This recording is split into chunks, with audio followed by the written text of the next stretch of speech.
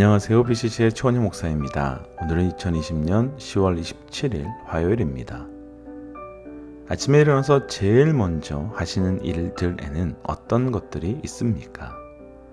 어느 신문 칼럼에서 아침을 망치는 몇 가지 습관을 소개했습니다. 제일 먼저 아침을 망치는 습관은 한 번에 일어나지 못하고 시계 알람을 여러 번 울리게 하는 일이었습니다.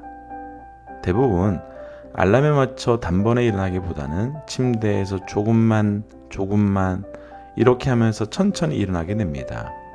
그런데 이게 오히려 잠을 더 부족하게 해서 피곤한 하루를 만든다고 합니다. 그래서 고나기는 일어날 때 단 한 번에 일어나는 것이 가장 좋다고 합니다.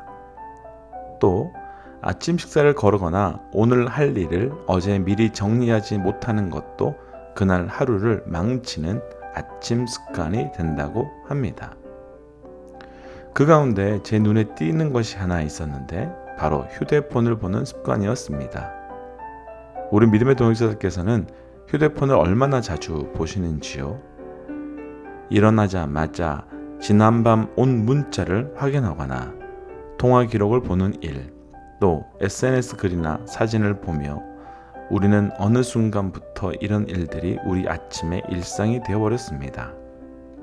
그런데 심리 전문가들은 이런 행동들이 우리의 불안감을 쌓이게 하고 스트레스를 높여서 하루의 시작을 망치는 지름길이 된다고 합니다. 그런데 어느 때부터인가 휴대폰은 이제 그 무엇보다도 우리 일상생활에서 필요한 물건, 없어서는 안 되는 물건이 되어버렸습니다. 핸드폰으로 이제는 거의 모든 일을 다 할 수 있다고 생각할 수 있을 정도입니다.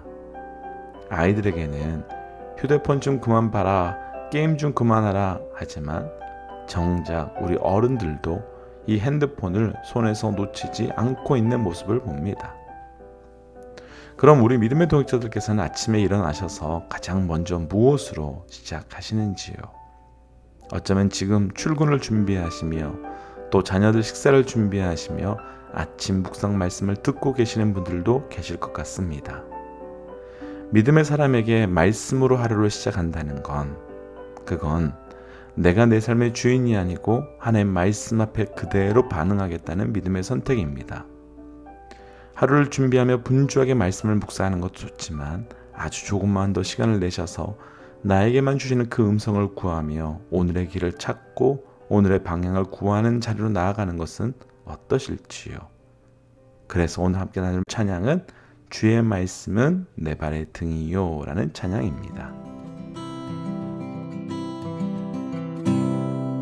주의 말씀은 내 발의 등이요 내 길에 빛이시라. 주의 말씀은 내 발의 등이요 내 길에 빛이시라. 이 젊은 자의 몸을 이 젊은 자의 마음을 무엇으로 깨끗이 지켜가리요.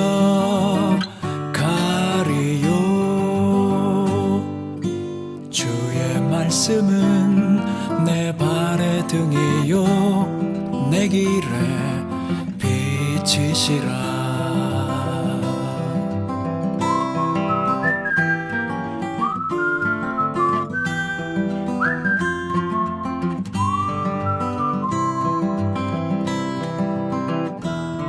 이 젊은 자의 몸을 이 젊은 자의 마음을 무엇으로 깨끗이 지켜가리요.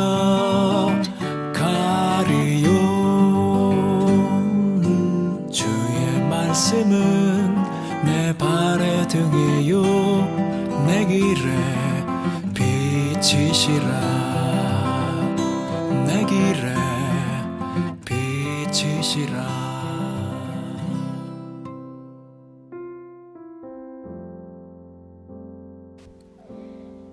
예레미야 51장 41절에서 53절 말씀. 슬프다 세상이 함락되었도다. 온 세상에 칭찬받는 성읍이 빼앗겼도다. 슬프다 바벨론이 나라들 가운데에 황폐하였도다.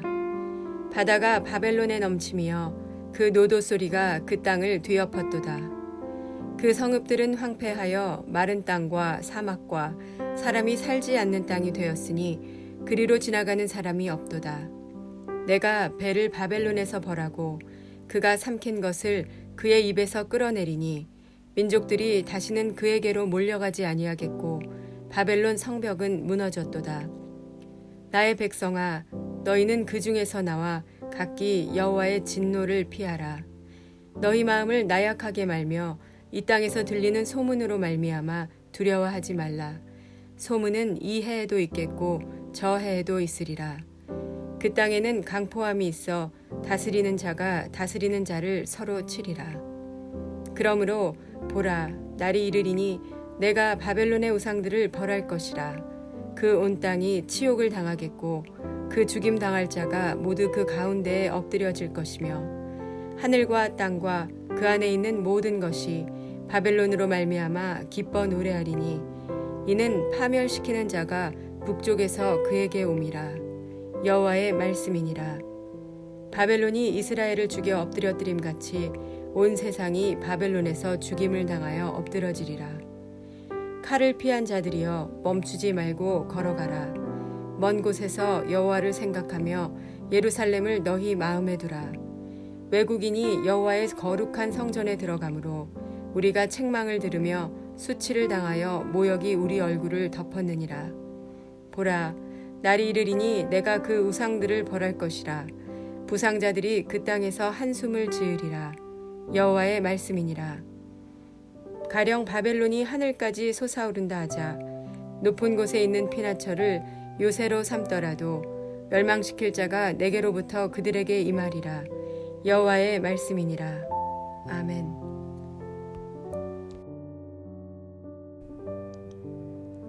함께 기도하겠습니다.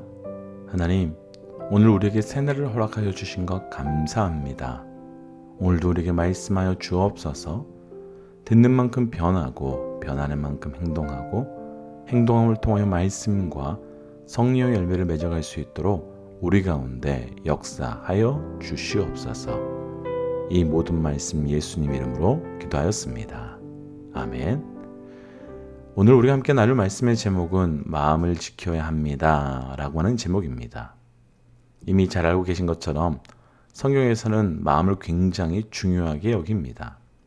잠언 말씀에서 무릇 지킬 만한 것보다 내 마음을 지키라고 말씀하시고 또 가룟 유다의 마음에 예수님의 팔 생각을 넣었다는 말씀까지 믿음의 사람들에게 있어서 마음에 무엇을 채우고 무엇을 담는가 하는 것은 정말로 중요한 결정이며 선택입니다.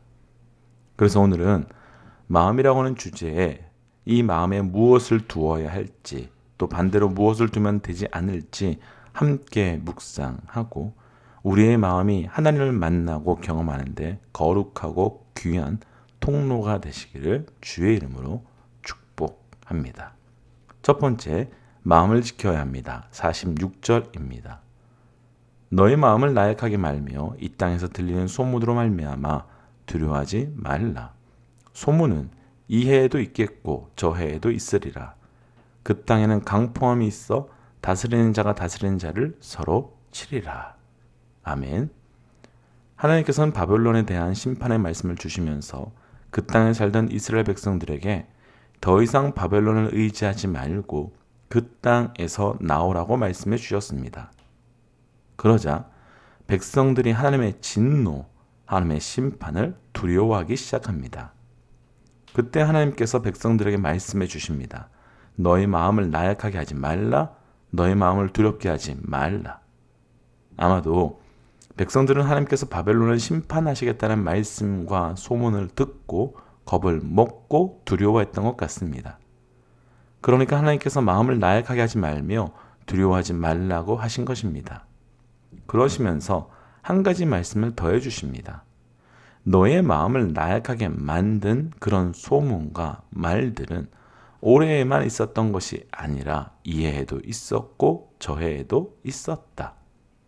그런데 내가 이렇게 하려고 하는 것은 말로 다스린 자가, 정말로 다스린 자가 누구인지 보여주기 위함이다. 이스라엘은 지금 바벨론이 자기를 다스리는 나라였고 자기가 의지하는 나라였습니다. 그런데 그 바벨론이 무너지고 바벨론이 패배당한다고 하니까 두렵고 겁이 납니다. 그런데 하나님께서는 내가 그렇게 하는 것은 정말로 너희를 다스리는 자가 누구인지, 본질적으로 너희가 두려워해야 하는 존재가 누구인지를 보여주기 위함이라고 말씀하고 있습니다. 그럼 왜 지금 이스라엘 백성들의 마음이 나약하게 된 것일까요? 그 마음에 하나님의 뜻, 하나님의 메시지를 담은 것이 아니라 자기들의 생각, 자기들의 판단, 자기들의 기준을 담았기 때문입니다. 오늘 말씀에서 나누고 싶은 마음을 지켜야 합니다. 첫 번째, 우리 마음에 하나님의 뜻을 분별해야 합니다. 하나님의 뜻을 온전히 분별하지 못하면 마음을 지키기가 참 어렵기 때문입니다.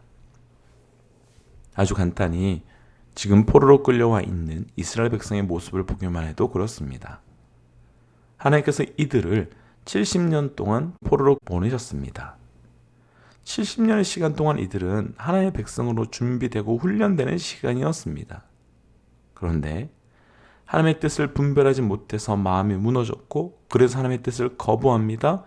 그래서 하나님의 뜻을 전해오는 많은 선지자들을 죽이고 때리고 핍박합니다. 왜 마음 어렵게, 왜 마음 힘들게 포로로 끌려간다는 말을 하느냐? 그런데 반대로 이들은 오히려 하나님께서는 우리를 포로로 보내지 않을 것이라고 말하는, 그리고 포로로 보내신다고 해도 아주 짧은 시간 잠깐 보낼 것이라고 말하는 거짓 선지자들의 말을 선택합니다. 왜냐하면 그것이 우리의 마음을 편하게 하고 그것이 우리의 마음을 위로해 주기 때문입니다. 반면 사도행전에서 나오는 바울의 이야기를 해보고 싶습니다. 바울이 예루살렘으로 내려가는 길에 사람들이 너가 예루살렘으로 가면 온갖 핍박과 고난을 당할 것이며 너가 꽁꽁 묶여서 끌려가게 될 것이라는 예언을 들었습니다. 마음 어려운 이야기지요. 내가 뭘 잘못했다고 그런 대우를 받고 그런 대접을 받아야 하나요? 그런데도 바울은 마음 하나 어려워하지 않고 그대로, 그럼에도 불구하고 간다고 합니다. 그게 하나님께서 내게 주신 사명이며 그것이 내가 로마로 가서 복음을 전할 수 있는 유일한 방법이기 때문에 당당하게 선포하고 갑니다.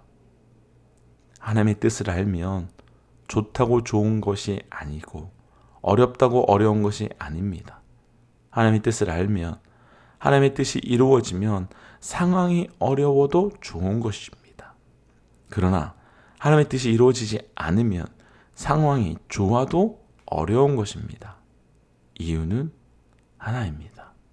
그 상황, 그 환경, 그때를 향한 하나님의 뜻, 바로 그것이 가장 중요한 이유이기 때문입니다. 우리 삶이 온전히 하나님의 뜻을 분별함으로 마음을 지켜갈 수 있는 믿음의 동역자들 되시기를 주의 이름으로 간절히 축복합니다. 두 번째, 마음을 지켜야 합니다. 50절 말씀입니다. 칼을 피한 자들이여 멈추지 말고 걸어가라. 먼 곳에서 여호와를 생각하며 예루살렘에 너희 마음에 두라. 아멘. 하나님께서는 무너져가는 바벨론에서 멈추지 말고 당장 나오라고 말씀하십니다. 아마도 바벨론이 설마 무너질까 하는 마음도 있었을 것이고, 지금까지 바벨론에 살면서 누리며 살던 것들에 대한 아쉬움과 미련이 남아 주저한 듯 합니다. 마치 지난주 말씀 가운데 나누었던 롯의 아내가 소돔과 고모로에서 나올 때 아쉬워 뒤를 돌아보는, 그러다 소금 기둥이 되어버린 그런 마음이었을 겁니다. 그때 하나님께서는 이스라엘 백성들에게 여호와를 생각하며 예루살렘에 너희 마음을 두라고 합니다. 오늘 말씀에 나누고 싶은 두 번째, 마음을 지켜야 합니다. 우리의 마음을 지키는 방법 두 번째는 우리의 마음을 하나님의 것으로 채울 때입니다. 우리의 마음을 지키기 위하여 우리의 마음에 하나님의 것을 채우십시오. 사실 사람은 그 마음에 무엇으로 채워져 있는가에 따라서 다르게 반응합니다. 이런 부분에서 자주 예를 드는 가룟 유다로 이야기해 본다면 조금은 쉬울 것 같습니다. 가룟 유다가 제자가 되었을 때 처음부터 예수님을 팔아서 한몫 챙기겠다고 생각하지는 않았을 겁니다. 적어도 그가 처음 자신의 모든 것을 버려두고 예수님을 따라 나섰을 때는 그 마음에 가족들도 그를 잡을 수 없는 순수한 예수 그리스도에 대한 사랑으로 가득해 있었을 것입니다. 복음에 대한 순수한 열정으로 가득해 있었을 겁니다. 그랬던 그의 속에 사단이 예수님을 팔 생각을 넣었고 그 마음에 가득 채워진 대로 반응하게 되었고 그 결과 우리가 이미 아는 것과 같이 그는 예수님을 파는 존재가 되었습니다. 이런 측면에서 본다면 솔로몬이 잠언에서 이야기한 무릇 지킬 만한 것보다 내 마음을 지키라 생명의 근원이 이에서 남이라 이 말씀이 어떤 의미인지 얼마나 중요한 것인지 알 수 있을 것 같습니다. 근원은 시작되는 출발점입니다. 마음에 무엇을 채우냐에 따라 그의 삶의 결과, 그의 삶의 열매가 달라지고 그것은 우리의 영적 생명을 결정하게 되는 겁니다. 오직 하나님의 것으로만 우리의 마음을 채워 나아가는 믿음의 동역자들 되시기를 주의 이름으로 축복하며 도전합니다. 함께 기도하겠습니다. 하나님, 우리의 마음을 온전히 지켜가는 삶을 살기 원합니다. 그러나 때로는 하나님의 뜻이 무엇인지 몰라 상황에, 환경에 우리의 마음이 무너지기도 하고 때로는 엉뚱한 것으로 우리의 마음을 채워 마음이 깨어짐도 경험합니다. 오늘 이 말씀 앞에 우리의 마음을 온전히 지켜가는 삶이 될 수 있도록 인도하여 주셔서 우리의 마음 가운데 역사하시고 일하시는 그 하나님을 보고 듣고 경험할 수 있는 우리 모두가 될 수 있도록 인도하여 주시옵소서. 이 모든 말씀 예수님 이름으로 기도하였습니다. 아멘. 사랑하는 믿음의 동역자 여러분, 오늘 하루도 하나님께서 우리에게 은혜로 선물해 주신 하루입니다. 오늘도 오직 말씀으로만 살아가시는 믿음의 동역자들 되시기를 주의 이름으로 축복합니다. 지금까지 BCC의 최원영 목사였습니다. 하나님은 살아계십니다. 아멘.